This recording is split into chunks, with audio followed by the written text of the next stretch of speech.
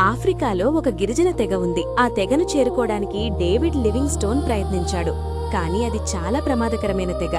ఒకరోజు ఆ తెగ నాయకును ఒక సందేశం పంపించాడు. ఈ రాత్రి మేము వచ్చి నిన్ను మరియు నీతో ఉన్న వారందర్నీ చంపేస్తాము. అప్పుడు లివింగ్ స్టోన్ ప్రార్థించాడు, ప్రభువా, మేము నిన్ను నమ్మి విశ్వాసంగా సేవ చేశాము. దయచేసి మమ్మల్ని కాపాడుము. ఆ రాత్రి ఎవ్వరూ రాలేదు. కాని కొన్ని సంవత్సరాల తర్వాత అదే నాయకుడు మరియు ఆ తెగ అంతా యేసుని అంగీకరించారు. అప్పుడు లివింగ్ స్టోన్ అడిగాడు, మీరు మమ్మల్ని చంపడానికి వస్తామని చెప్పారు, మరి ఎందుకు రాలేదు? నాయకుడు చెప్పాడు, మేము వచ్చాము, కాని మీ స్థలం చుట్టూ 39 మంది భారీ యోధులు నిలబడి ఉన్నారు. మేము వాళ్లను లెక్కపెట్టాము. మేము భయపడి వెనక్కి వెళ్ళిపోయాము.